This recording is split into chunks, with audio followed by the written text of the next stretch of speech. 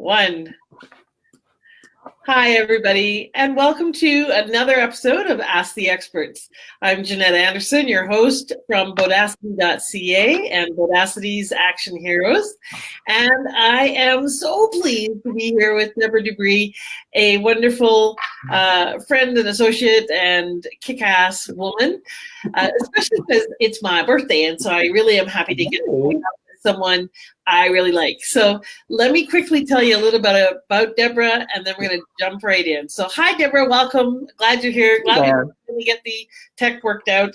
I swear, we have a lot of challenges with Be Live. We're going to party like it's your birthday. All right. Sounds good. All right. So let me tell you about Deborah, because she's got quite the pedigree. So from the locker room to the boardroom, she is an elite performance expert and strategist. And her no BS speaking, coaching, and training methods have attracted high-performing business executives, owners, attorneys, financial advisors, sales directors, entrepreneurs, and professional athletes from all around the world. Yep, she gets to work with hunky people from all over the place. Clients include MLB players, NFL players, pro golfers, and a whole assorted group of teams, Dallas Cowboys, 49ers, and many more. They dubbed Deborah their secret weapon. So you can't be average and highly successful. And that's what we're going to be talking about today.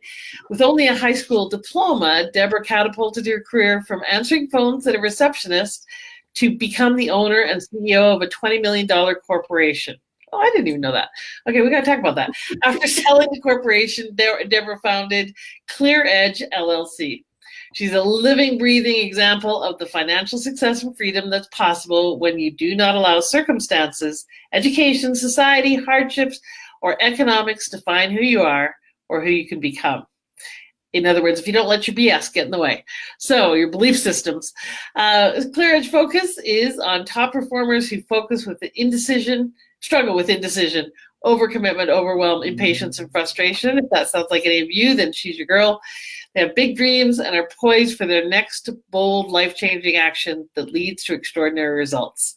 So that's what we're going to be talking about today, is creating extraordinary results.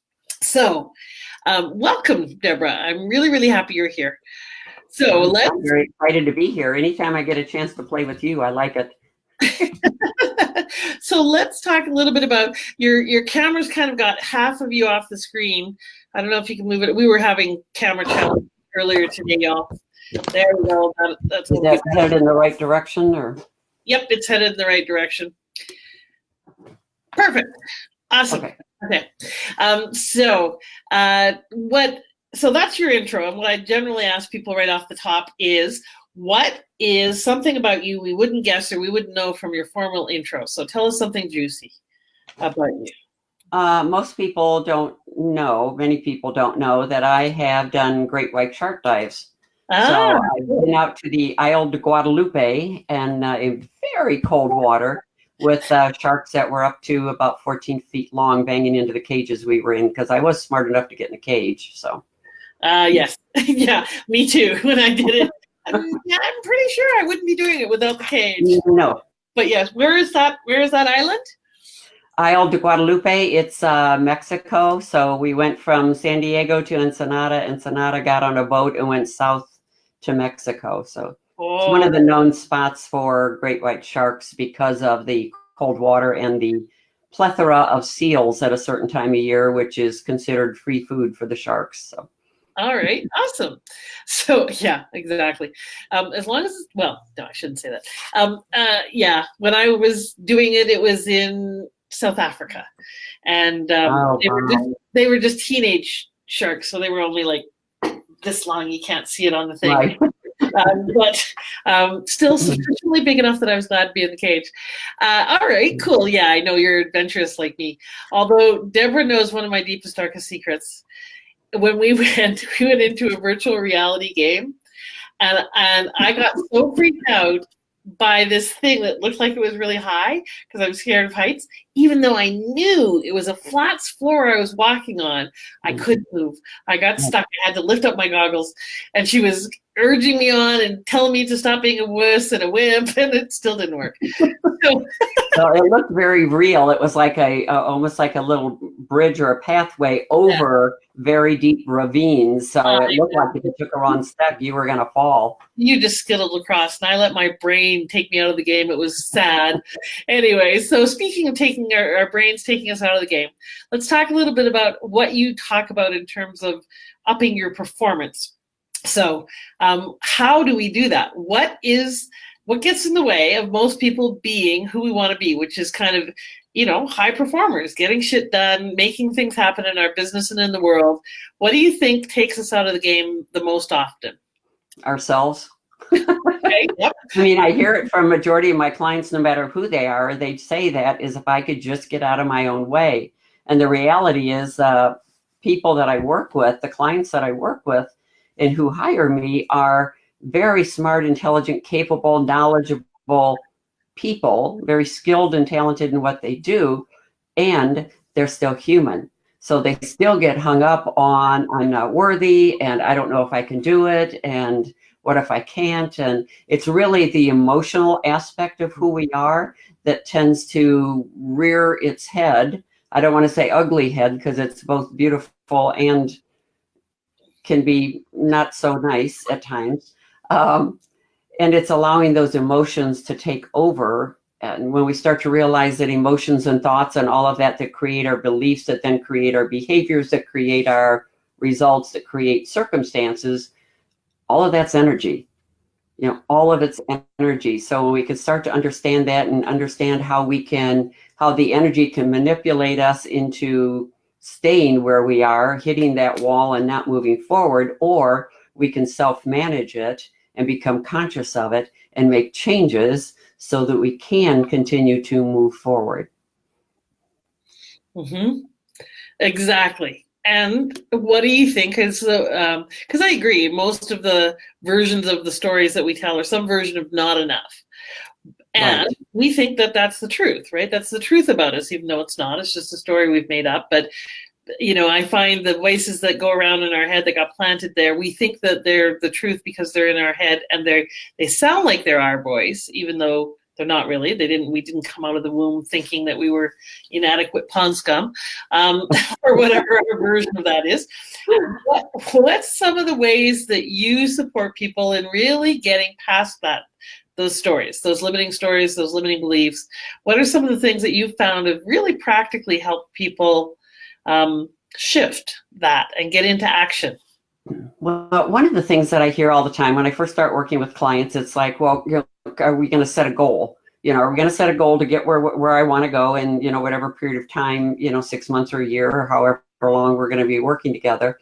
And I said, yes, because the reality to me, and I wrote about it in my second book called Average is an Addiction, From Mediocre to Millions, that goal setting is useless if you're average. So, and I'm not talking about an individual being average.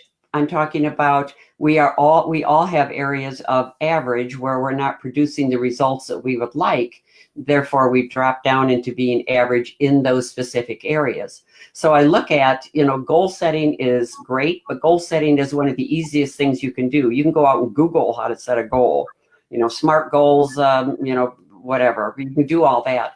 The point that I look at with individuals, yes, do we set a goal? Sure we do. But too often goal setting becomes a crash and burn because the goals aren't being met, results aren't being achieved. People get disappointed, upset, and frustrated. So the chances that they're going to set another goal and reach it is pretty slim.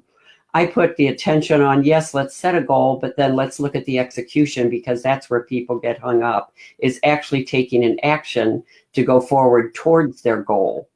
So one of the things that I do is when we set a goal, let's say let's pretend that they're going to work it with me for 6 months. And I said, that's great, but we need to break it down to 90 days because that's palatable. Mm-hmm. But then after we break the goal down into steps in that 90 days, now let's break it down even closer to what can you do today that will get you closer to that goal. So it's really the nuances that we use to aggregate the steps forward that helps us to take action. Taking a step forward once we've broken the goal down, taking a step forward. I've got clients who are also often focused on the win, especially whenever I work with athletes. Well, I want to win the game. Well, great. But you know what? Winning the game is not the goal. The goal is playing your position, doing exactly what you're supposed to be doing consistently and confidently, just repeatedly, so that you up the opportunity to win the game. Because if everyone is doing what they're know to do and are supposed to do, step by step by step, winning is kind of a given. And even if you don't win, at least you know that you've put all of your effort forward into winning it by doing the nuances that are necessary. I think that's a fascinating point, Deborah, and I don't think I've actually heard anyone say it that way before. The difference in the focus is one is on the external thing, which I may or may not be able to control, that I can certainly influence, but I can't control it. And so when we set a goal that's outside of our control, then we're giving our power away to be effective, because the only thing we can control is how we show up and what we do. So making the goal, for instance, consistent performance or consistent practice or doing the same thing over and over, it's like Stephen King says, he gets up every single day and he's at his desk between 8 and 8:30 writing every day of his life, 365 days of the year. He doesn't even miss Christmas. And he can set that as a goal, but he can't write a bestseller as a goal, that's a really fascinating distinction, because I think many of us, and I've fallen in this habit myself, and I know a lot of people do, set the goal being the external thing that we can't control. Right, absolutely. So when you can break it down into those steps and use the nuances of your skills, your talents, your capabilities, your intelligence, and all that, on each one of those individual small steps, the other thing it does is it gives you very quick wins. Oh, okay. So it can be wins throughout the day or wins by the end of the day or both that you then keep building on. So now you're building your momentum like a flywheel that, it's kind of tough to get going, but once you do, it starts spinning a lot easier because you're building upon the past win that you just had, which could have been an hour ago, when you finished a project. Okay, well, let's use an example of entrepreneurs, because many of the people who are watching this are entrepreneurs who are either launching or growing a business. So with your entrepreneurial clients, what would be an example of a goal that you might set with them, and how do you get those short-term wins? What are some of the kinds of things that you would focus on with them? Well, one of the things we look at, oftentimes entrepreneurs have a huge problem with sales. Picking up the phone or getting out of their house or their office, because it's so comfortable sitting behind a computer. So we'll look at, what is it going to take? Let's say for sales, you can set your sales goals. You can set them all the way down to what do you need to bring in every single day. Great. But if you never pick up the phone or never go out to a speaking event or anything like that, the chances of you achieving it are pretty slim. So a goal in that case might be picking up the phone and having the best conversation possible with the person, a sales conversation, not a selling conversation, but a conversation around the benefits and things like that. So one phone call could be a huge win, whether the person you're calling is interested or not. You've made the call. Right. So you check it off and you're one step closer to potentially getting somebody to say yes. But the win is built around picking up the phone and making the call. Okay, cool. Assessing it afterwards to say, what could I do different or better? And then make the next call. Not what did I do wrong? What could I do different or better? Right. Awesome. Okay. So one thing for supporting people in creating better performance is setting goals, but making them something that we have within our control and taking bite-sized steps towards it. What's another thing we can do to up our performance? Well, the other thing is I often have people who are procrastinating, hesitating, and those type of things. I said, man, if I could just focus. If I could focus for a period of time, I could actually get something done throughout my day instead of getting towards the end of the day and going, I really didn't get anything done. I moved a lot of paper around, did a lot of stuff, but I really didn't get anything done. Have you been listening to me lately? Yeah. I can't relate to that at all. Exactly. Shut up. So they go through a lot of wasting time and productivity and energy and money, quite honestly. So I talk to my clients about the fact that, our mind is like a 5-year-old. It looks to chase shiny objects. So having those shiny objects around us can be an issue. And also it's constantly looking for danger.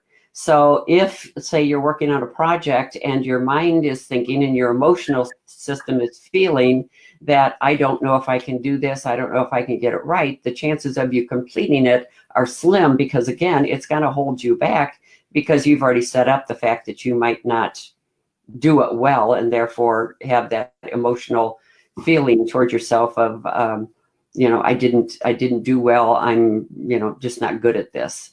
So what I look at is, how do we know and understand about the brain and the emotional system to be able to focus on demand? And when we can understand that our brain is a problem-solving machine, it will look to answer any question you give it, and it doesn't care what the question is. So if, let's say that you're working on a project and your mind is all over the place, and, as the mind does, and you just start asking yourself some results-based questions, the first step is to realize that since the mind is a problem-solving machine, if you ask it a question is like, well, why can't I focus? And it will list all the reasons why you can't. And it'll be accurate, but it's of no benefit. So I teach my clients in a situation where they're looking to focus and can't, how to nap, N-A-P. The first thing is notice. Notice your thoughts, your emotions, and your body sensations, and the fact that you're off kilter, that you're not focusing. Don't make it bad, because it's not bad. It's just a signal. Make it interesting. So once you've noticed it, then you can, in NAP, is ask. Ask specific results-based questions, such as, let's say if you were working on writing a book, we'll use, Stephen King's deal of writing a book type of thing, and my mind's all over the place and I can't focus. I could say, all right, so what is it that I can focus on right now that will take me closer to finishing just this paragraph? And the mind will tell you what to do. And it might tell you, calm down, and then you say, okay, so how can what are the steps that I could take to calm down? And the mind will tell you, well, take a deep breath, because it goes into the databases and it will give you the exact answers that you need, because they're all there. You just need to ask a results-based question to keep moving the mind forward into completing what it is that you're working on at that point. And then the last part of NAP is the P, which is the P is in praise. It's important that once you have focused, and let's say it's finishing just that one paragraph, just that page, just that project, just that phone call, whatever it might be, to praise yourself specifically and exactly like you would praise a 5-year-old who just picked up their toys and put all their toys in a toy box. And instead of saying, oh, great job, and the little kid looks at you like, all right, you said it was a great day, great morning, great whatever. I don't know what great means. And instead you said, oh, you did such a wonderful job. You picked up all of your toys and individually by color, and your blocks are all lined up and this and that. The same way you want to praise yourself in detail, specifically and exactly for what you just accomplished. So your mind and your emotional system goes, oh, that's what you want. I can give you more of that. So when you learn to nap, to notice, notice what's going on, ask those results-based questions, and then praise yourself, the chance of it happening over and over again have now gone way up. I love it. That's very concrete, very specific, and I love the framing on it, especially the praise part, because I think most of us pretty much suck at self-acknowledgement. Every time I have a client and I say, what are your wins? They kind of go, I don't know. Right. And even when they do come forward with wins, their response is, well, I kind of did this thing, but it's not a celebration whatsoever. So the real specific praise about look what you did and how you did it and how wonderful that is because of this and that is a great way to kind of enforce and put a structure around celebration. Absolutely. Most of us are not good at it. So that's a really great structural distinction that can give people a way to be able to do something that, frankly, most of them suck at, or most of us. Well, and if we look at it, that when I praise myself for what I have just accomplished, it means that I am more able now of bringing what my gift, the gift of everyone who's listening, out into the world. And because you can now bring that out into the world, you now have the option and the opportunity to praise others. Yes. It's always you first. Yeah. If you can't praise yourself, how can you ever with integrity and authenticity praise others? Exactly. Well, and you also get good at it. You get practiced at it. So you can give accolades and feedback in a way that's really specific, concrete, and helpful, because Absolutely. and feels more authentic because you're actually noticing and paying attention instead of lip service. Yeah. So, I love it. That's brilliant. How did you come up with NAP? Was that just from your experience? How did you come up with that? It's just experience. Yeah, it's like, when you say something over and over again, and you finally kind of step back and say, okay, so what are the steps? And they go, oh, there's an acronym, and put that into place. And it's humorous, and I like humor too. So, if you can't pay attention, nap, it's like, well, I don't want to nap. I want to focus, get stuff done. Well, so it's more rememberable. I really love that the first step is the piece around notice without judgment, because we tend to get into wrong making and stories, and that takes us further out of the game. So instead of just noticing what is, which is what you said, and be interested, which I think curiosity and interest is a really brilliant key to observing ourselves and having some objectivity with some compassion, because curiosity and interest is much more, compassion is much more accessible than if we're looking with a critical eye or judgmental eye. So to just notice what is, oh, this is what's going on. Okay. And now what do I want to answer a resourceful question? So I think that's brilliant, because it also brings us very present to ourselves. I know for myself, when I'm procrastinating or when I'm not focused, it's because I'm not present. I'm not home in my body. So that, great first step is to actually get present. What a concept. Right? Cool. So these are great. These are great and very substantive tips, because I'm actually taking notes. I don't often take notes when I talk to someone. There's a replay that you could listen to. So there's Exactly. All right. So what's the third thing people can do to really up their performance? Well, the third thing I hear, and this is really key to that repeatable and sustainable success, is I often hear from clients is that I want to be more confident. I really want to be more confident in something, whatever their something is, getting up on stage to speak to, my tribe, or in writing a book, or in making those phone calls, or whatever it might be, but I want to feel more confident in such. And I always tell them, no, you don't. And they, well, what do you mean? And I said, well, confidence is an end result. What you're really looking for is courage. It's the courage to take the step. Because once you do, is you have, let's say if you're here with whatever success you've had up to this point, and now you're sitting at this level, this foundational level, and you're saying, well, I want to accomplish X. And then you're sitting there going, okay, but I'm not sure if I can or whatever. Well, it takes courage to take that step. So once you have the courage to take whatever that step is, then confidence starts to rise. And then you have both courage and confidence and a bigger database than what you've had before, a bigger, greater foundation than what you've had before. And when you get really good at this, whatever this level is, then it's time to muster up that courage again to take that next step, so confidence can rise again. And keep noticing what you're doing and asking yourself, as you kind of look around at that foundation, say, well, if I can do all that, what else can I do? Yeah, absolutely. And what I notice is in the step in between is take the courage to take the step, And then when I do, I get a little more competent at it because I've done it, and I get a little more information about what works and doesn't. So a little more competent, which then increases the confidence. People think they have to be confident to develop competence. I think it's the other way around. Right. Confidence, like just actually doing the thing, creates confidence. But and you need the courage to be willing to be incompetent until you actually start to develop confidence, right? So it's really, I think, the courage to be able to be willing to do it wrong and do it poorly until you get to a point where you start to do it better and better and develop that confidence that, yes, I can step forward, even if it's not perfect, even, as I'm learning and growing, and look and see, oh, there's some progress, there's some development. So yeah, cool. Well, even in my second book, I talk about the 7 C's of excellence, which are choice, and then consciousness, which is the awareness. We can all make a choice.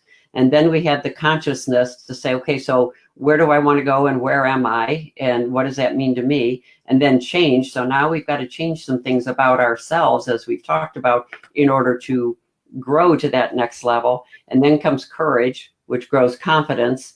And then the commitment to stay committed to doing it over and over again, so we gain the consistency that it's repeatable.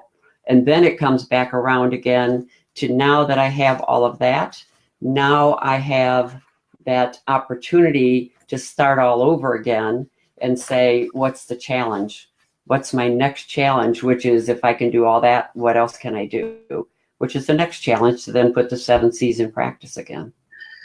I love that. So tell us what your books are and where can people get them. So what are you've got? I have 2 that I've written, a third one that I'm co-author on, but the 2 I've written, the first one was called Howl, How to Lead, Level, Leverage Any Pack. The more current one, this is beat up because it's my copy and it's got all sorts of stuff, is called Average is an Addiction, From Mediocre to Millions. And you can find both of them out on Amazon. And the Average is an Addiction is actually in Kindle as well.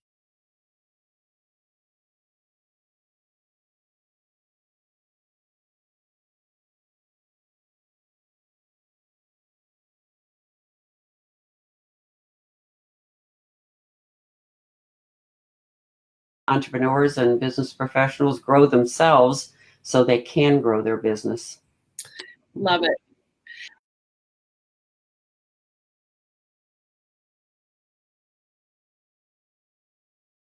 Okay. And I think we've lost Jannette. There she is. Yay! All right. You were out blowing out candles, weren't you? Yeah. Now my audience doesn't want you again. All right. So tell us again where we can find you, and I'm going to type it into the comments. So you can go to DeborahDubree.com, my name. You can go on Amazon if you want to look for the books. Average is an Addiction, From Mediocre to Millions. You can search under my name, it's easiest. The second one is called Howl, How to Lead, Level, Leverage Any Pack.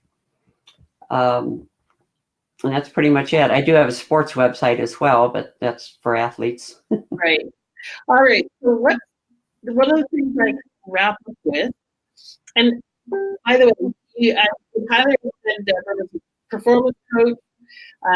She's got programs that are coming up, and she has people come and speak, or she speaks at various events. So if you have an event that you'd like her to speak at, she's very dynamic. So what I often ask people at the very end here is about making the leap, because with bodacity is about having courage, like we talked about, the courage to take that first step so that you can develop confidence and build confidence. So for you, what was that leap moment in your life where you did a big leap? Oh, wow. Who you want to be, and how did you do it?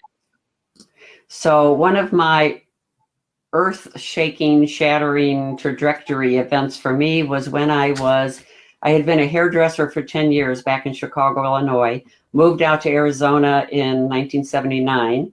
And once the family was settled, I got a job as a receptionist, which is, I thought, exactly where I belonged, because high school diploma, small town girl, this is my talents, my skills is receptionist. Yay, I was ecstatic until 6 months later when I was bored to tears, and there was a position that opened up in our sister company, which was a construction company. I was in a property management development company, and the position was for a construction accountant.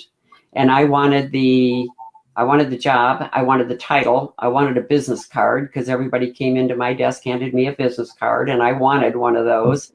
And absolutely, the money and the what I felt as prestige that went with this. My only problem was I had never taken an accounting class in my life, and I knew absolutely nothing about construction. So but those are small things. So I ended up, and I write about it in my Averages and Addiction book, of coming up with my self-identity statement, who I am at my very core, which for me was something like, I'm gutsy, I'm street smart, I ask a lot of really smart questions and I expect answers. I'm tenacious, and I will do what it takes within my value system to get what I want and get where I want to go. So with that, it gave me enough courage and guts to go in and hand in my application, to go through the interview process, lie through my teeth when I was asked if I could handle all the responsibilities with the job. And I said, absolutely. Went home and told my husband at the time, I was married at the time, and told him, I don't even know what some of those words are, but they said they'd train if they hire whoever they hire. Ended up getting the job, and it was that gutsy move and things that I put in place that I had learned from all the, now 35 years of studying quantum physics, neuroscience, brain research, NLP, hypnosis, body language, and a whole bunch of other stuff, stress reduction and such. When I put that into place and applied it to myself and ended up with that job, then it was like, holy man, now what am I going to do? Because I don't have a clue. But I got up every morning, took that one step, and went in and learned all that I could, made my mistakes. I praised myself for the fact I just got up and went in. And it ended up being a 25-year career where I ended up owning and running a $20 million corporation, and did it on a high school diploma. So I know this stuff, and I believe in it, and believe me, I've used it. I love it. And I love the self-identity statement. I think that's a really practical thing for us to do. To both, I hear that, both looking back at who we are and our core competences. So tenaciousness, you can look back at your past and see that. Right. Something that you've demonstrated. Proclaim what we've already done. Yes. And demonstrated. And then also claiming who you're willing to be. So I'm willing to be tenacious to get what I want. Right. And so that probably to have the courage so I could build the confidence. So just like firefighters and our military and all that, who, they are in fear, but they had the courage with the fear to do it anyway, because they're not focused on, oh, I'm running into a fire, or, oh, I'm going into battle. They're focused on the end result of what's going to happen from the fact that they've taken their action. Okay. I love it. And I could talk to you all day, my friend, but I can hear people are going to say, but I'm not brave. How do I get courage? Because that's the first step. So how do I get that courage to claim that identity and take the step? And I heard, how do I connect something? And your voice is breaking up. Yeah, sorry. I don't know why the audio is this.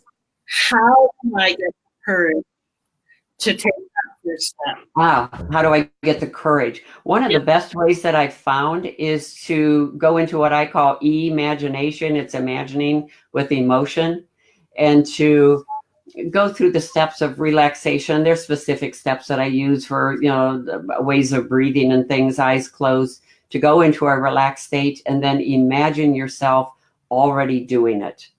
Bring in all of your senses, bring in sight. You need to be able to see in the movie theater of your mind, to see yourself. What are you wearing? What do you look like? How are you standing or sitting? What does your hair look like? Look at the, what are you hearing? Who's around you, if anybody? Are there birds in the breeze, or are there people around you?